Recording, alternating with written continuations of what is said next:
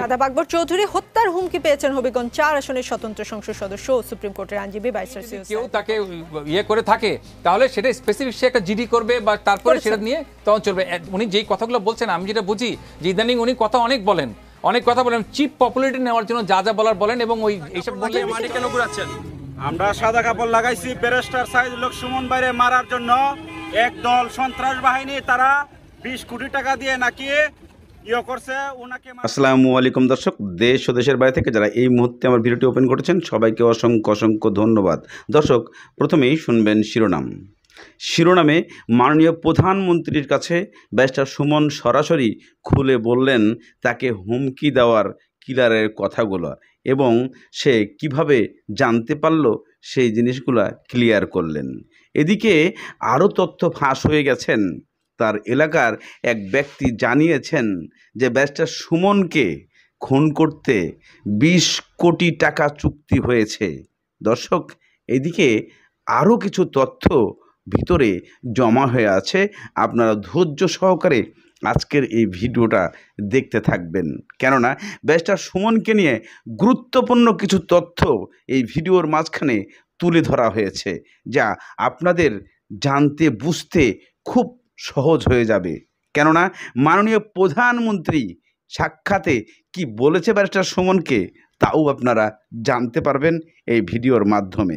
কেননা ব্যারিস্টার সুমন আজকে নিরাপত্তাহীনতায় ভুগছে। উনি জানতে চেয়েছে পুলিশ আমার জন্য কি করেছে, কি করতেছে আমাদের এই দেশে, যা অনেক কিছুই বিভ্রান্তির মধ্যে পড়ে গেছে। এদিকে হবিগঞ্জ 4 আসনের যারা লোকজন আছে তাদের একটাই বাক্য, তারা এই কিলারকে অ্যারেস্ট করে তাদের সামনে উপস্থিত করার আলটিমেটাম দিয়েছেন 24 ঘন্টা। চলুন সেই দর্শকদের কথা শুনি। সাদা কাপড় লাগিয়ে মাটি কেন ঘুরাচ্ছেন? আমরা সাদা কাপড় লাগাইছি ব্যারিস্টার সাইদুল হক সুমন ভাইরে মারার জন্য। একদল সন্ত্রাস বাহিনী তারা 20 কোটি টাকা দিয়ে নাকি করছে ওনাকে মারার জন্য। এই জন্য ব্যারিস্টার সাইদুল হক সুমন ভাইকে মারার আগে আমাদেরকে মারক ভাই, আমরা মরার জন্য প্রস্তুত। ব্যারিস্টার সাইদুল হক সুমন ভাইকে হুমকি দিচ্ছে মারার জন্য। এর জন্য আমরা আম জনতা এবং কৃষক দিনমজুর ভাইয়েরা সবাই মিলে বলতেছে যে আগে আমাদেরকে মারক, তারপরে ব্যারিস্টার সাইদুল হক সুমন ভাইকে মারক। আমরা সন্দেহ কাউকে করি না, সন্দেহ যদি করতাম যে জানতাম আমরা মাধবপুরের লোক, আমরা যে সুমন ভাইয়ের লোক, আমরা যেভাবে আসলে জানতাম মুখে কইছে আমরা করতে নিয়ে করতাম করতে নেওয়ার চিন্তা ভাবনা পরিকল্পনা আমরা করতেছি। যদি আমরা এমন কোন লোক জানতাম, হ্যাঁ যত বড় মোস্তানি হোক, যত বড় নেতা হোক, যত বড় কিছু হোক, এর দাঁত ভাঙা জবাব না পারতাম। আমরা ব্যারিস্টার সাইদুল হক সুমনের মতো এমপি ওই বাংলাদেশের ভিতরে কোনো লোক নাই। ব্যারিস্টার সাইদুল সুমনের মতো লোক এমন লোক একটা হইতে পারে। 24 ঘন্টার পরে আমি মাধবপুর উপজেলা ছাত্রলীগের একজন কর্মী হিসাবে এতটুকুই বলবো, আমরা রাজপথ ব্যারিকেড দিব। যদি সুমন ভাইয়ের সেই হত্যাকারীদের যারা হত্যার জন্য হুমকি দিয়েছে, হুমকিদাতাদের যদি না ধরে প্রশাসন, তাহলে আমরা মাধবপুরের রাজপথ ব্লক করব। আমরা উপজেলা ছাত্রলীগ সহ প্রত্যেক ইউনিয়নের ছাত্রলীগের কর্মীদের নিয়ে আমরা রাজপথ ব্যারিকেড দিব। রাজপথে তার জবাব দেওয়া হবে। আমরা আমাদের মাননীয় সংসদ, আমাদের সম্পদ, সারা দেশের সম্পদ, আমরা এই সম্পদকে হারাতে চাই না। আমি মনে করি একজন ছাত্রলীগের নগণ্য কর্মী হিসাবে আমি যাকে ফলো করি, আমি ছাত্রলীগের অগ্রজ হিসাবে, আমি বড় ভাই হিসাবে, আমি আমার নেতা সৈয়দ সাইদুল হক সুমন ভাইয়ের যারা হত্যার হুমকিদাতা তাদের বিচার চাই। কোনো কিছু দেশ পূর্ণ হয়ে যাবে। আইনরা সাবধান হয়ে যাও, সাবধান হয়ে যাও। ব্যারিস্টার আমাদের রক্তের মানুষ। ব্যারিস্টারের কোনো কিছু হলে দেশ বিচ্ছিন্ন হয়ে যাবে। মাধবপুরের সাথে সিলেটের সাথে দেশ বিচ্ছিন্ন করে দেবে।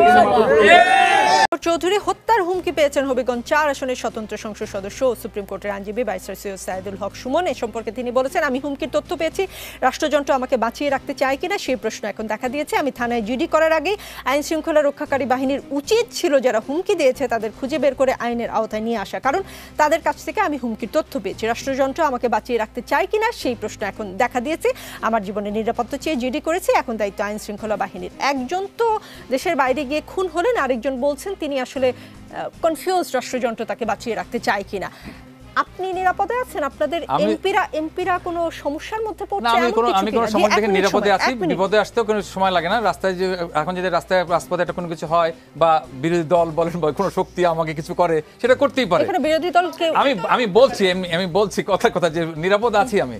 আর এই যেই ব্যক্তির কথা বললেন, উনি যদি কেউ তাকে ইয়ে করে থাকে তাহলে সেটা স্পেসিফিক সে একটা জিডি করবে বা তারপরে সেটা নিয়ে তখন চলবে।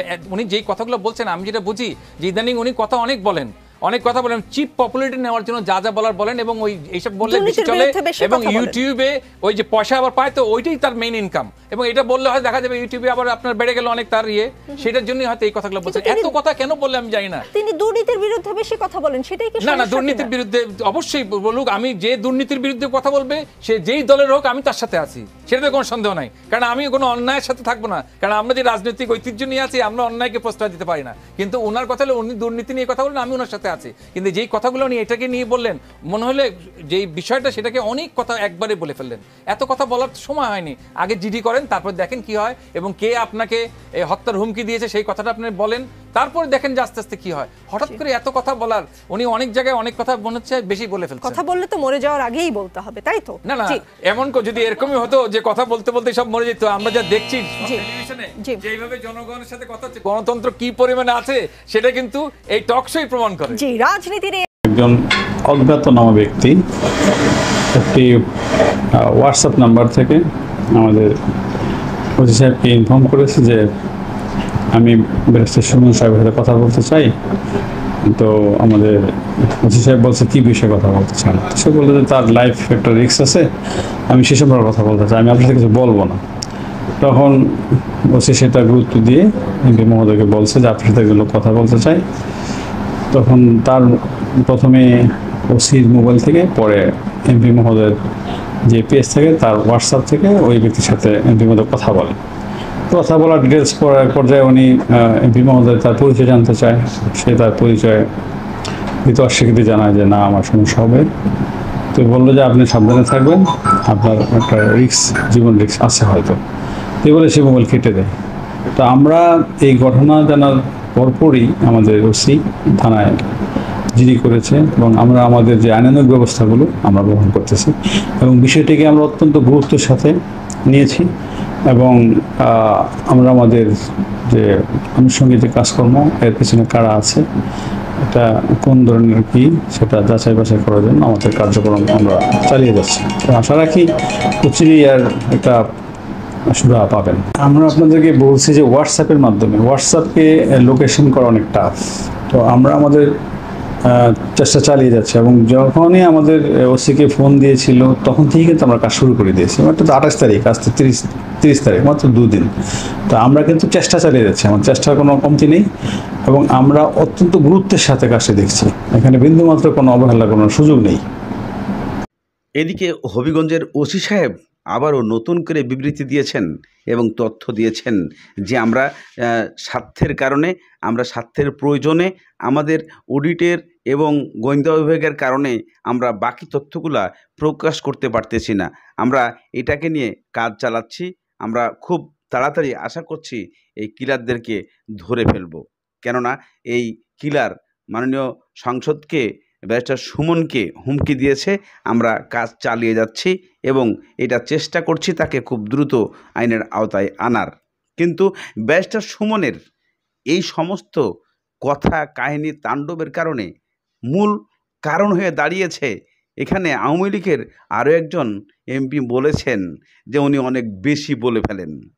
অর্থাৎ বেশি বলে ফেলেন অর্থাৎ উনি বুঝাতে চেয়েছেন যে উনি দুর্নীতির বিপক্ষে কথা বলছেন কেন, কি প্রয়োজন নাই, উনি টাকা কামিয়ে ঘরে বসে থাকুক, ইনি এই এমপি সাহেবের কথা আপনাদের কতটা যুক্তিগত সঙ্গত আপনারা মেনে নিতে পারবেন তা হয়তো আমাদের জানা নেই। তবে ব্যারিস্টার সুমন কখনোই দুর্নীতির পক্ষে থাকার লোক নয়। চলুন আমরা ব্যারিস্টার সুমনের সেই মাননীয় প্রধানমন্ত্রীর সাথে সাক্ষাতের কিছু দৃশ্য আপনাদেরকে দেখায়।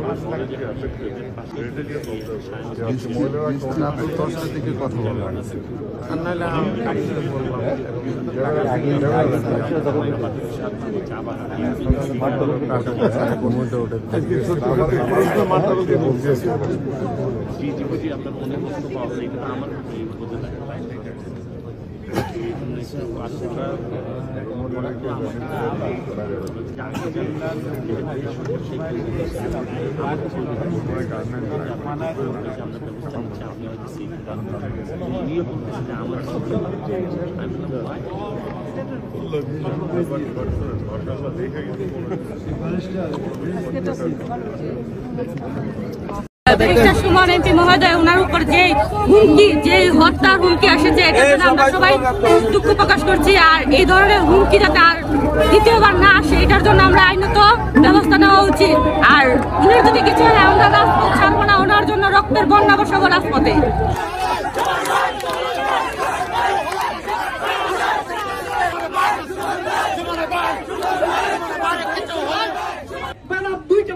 দুইটার সময় সুমন ভাইকে জানিয়েছে যে আপনাকে হুমকি দিচ্ছে। ওসি সাহেব কেন এই 24 ঘন্টা তাদের অনুকূলে রেখেছিল? যে তার কি ভূমিকা রেখেছিল? আমি আপনাদের কাছে জানতে চাই। হুমকি দিছে, এটা ওসির মাধ্যমে দিছে। ওসি বিলম্বে এদেরকে তথ্য প্রযুক্তির দ্বারায় এদেরকে আইনের আওতায় আনুক এবং আমরা সারা মাধবপুরবাসী, সারা চুনারুঘাটবাসী বাংলাদেশ সরকারের কাছে আবেদন করে তাদেরকে যেন অতি বিলম্বে শাস্তির আওতায় আনে। নয়তো শুরু হয়েছে, শেষ হবে না। সুমন ভাইয়ের কোনো কিছু হলে আমরা রাজপথ ছাড়বো না। দীর্ঘদিন ধরে বঙ্গবন্ধুর নাম শুনছি, বঙ্গবন্ধুর পরে যে ব্যারিস্টার সুমন ভাই আমার মাধবপুর সোনারঘাটে যে আস্থা দিয়েছে, সেই মাধবপুর সোনারঘাটের অভিজ্ঞতা করিয়াছে, এর বিকল্প আর কিছু পাই নাই। তবে আমাদের সুমন ভাইয়ের যদি কোনো কিছু হয় তাহলে মাননীয় প্রধানমন্ত্রীর কাছে এই আবেদন যে যাহাতে নিরাপত্তা, সুমন ভাইয়ের নিরাপত্তা, সিকিউরিটি গার্ড সবসময় থাকে। এই জন্য আমাদের মাননীয় প্রধানমন্ত্রীর কাছে আকুল আবেদন। যে হুমকি দেওয়া হয়েছে, যে উন্নয়নকে ধ্বংস করার জন্য বাংলাদেশের একজন এমন নেতা যিনি বাংলাদেশের সমস্ত দুর্নীতিবাজদের বিরুদ্ধে লড়েছে, আমরা তাকে বাঁচিয়ে রাখতে চাই। এই জন্য আমরা সরকার বাহাদুরের কাছে চান তাহলে মাধবপুর সোনারঘাটের প্রত্যেকটা মানুষের প্রাণ নিয়ে যেতে হবে। আমরা দেখি নাই, আমরা শুনে গেছি। আমাদের শেখ মুজিবুর, বঙ্গবন্ধু শেখ মুজিবুর সাহেবের নাম শুনেছি, আর আমরা একজন নেতা দেখছি যে ব্যারিস্টার সাইদুল হক সুমন ভাই। এই সুমন ভাইকে প্রাণের হুমকি দেওয়া হয়েছে। যারা হুমকি দিয়েছে, যারা করাইতেছেন, তাদেরকে বলতে চাই আপনাদের দুর্নীতি অবশ্যই শেষ হবে। এই হত্যার পরিকল্পনা করছেন তাদেরকে অবিলম্বে আমাদের গ্রেপ্তার করে আমাদের সামনে এলেন বিচার করতে হবে। না হয় সারা বাংলাদেশের ঘরে ঘরে আগুন জ্বলে উঠবে, এই লিলিহাট শিকার এই সংগ্রামের রূপ নেবে। অতএব এই পরিকল্পনাকারীদেরকে অবিলম্বে গ্রেপ্তার করতে হবে। এই যে ঘাম কখনো প্রতারণা করে না। এসির মধ্যে বইয়া যা বলবায় সত্য না হইতে পারে, কিন্তু ঘামে ভিজে যাওয়া মানুষ তার হৃদয়ের সাথে কথার কানেকশন হয়ে যায়। আর হৃদয় কখনো বেইমানি করে না। হৃদয়, চোখ আর কথা যখন এক জায়গায় হয় তখনই ভিডিওগুলা ভাইরাল হয়। মানুষ জিজ্ঞেস করে যে ভাইরাল হয় কেন? শুধু চোখের দিয়ে তাকাইলে ভাইরাল হয় না, শুধু মুখ দিয়ে কথা বললে ভাইরাল হয় না, শুধু হৃদয়ের সাউন্ড আসলেই ভাইরাল হয় না। হৃদয়ের আকুতি, চোখের ভাষা আর মুখের কথা, তিনটা যখন একেবারে। দর্শক, ইতিমধ্যে আপনারা সমস্ত ভিডিও ক্লিপগুলো দেখেছেন এবং যে মাননীয় প্রধানমন্ত্রী ব্যারিস্টার সুমনের সঙ্গে কথা বলেছেন সে অংশটা আপনাদেরকে দেখানো হয়েছে। এবং মাননীয় প্রধানমন্ত্রী যে নির্দেশনাগুলো তাকে দিয়েছে জিনিসগুলো আপনারা তাড়াতাড়ি শুনেছেন এবং মাননীয় প্রধানমন্ত্রী এটা নিয়ে প্রশাসনকে দ্রুত কাজ করার অনুমতি দিয়েছেন এবং ব্যক্তিগতভাবে উনি জানিয়েছেন এটাকে তদন্ত করার জন্য এবং এই কিলারকে খুঁজে বের করার জন্য। এদিকে ব্যারিস্টার সুমনের এলাকার এক নারী উত্তেজিত হয়ে গেছেন ব্যারিস্টার সুমনকে হুমকি দেওয়ায়। কেন ব্যারিস্টার সুমনকে হুমকি দেওয়া হয়েছে? নারীর সঙ্গে পুরুষরাও যুক্ত হয়েছেন। তাহলে কি বর্তমান আমাদের বাংলাদেশের মধ্যে হবিগঞ্জ 4 আসন এতটাই জনপ্রিয় ব্যারিস্টার সুমন, যা আপনারা চাক্ষুষ দেখতে পাচ্ছেন। দর্শক, আজকের মতো ভিডিওটা এখানেই শেষ করছি। ভালো থাকুন, সুস্থ থাকুন।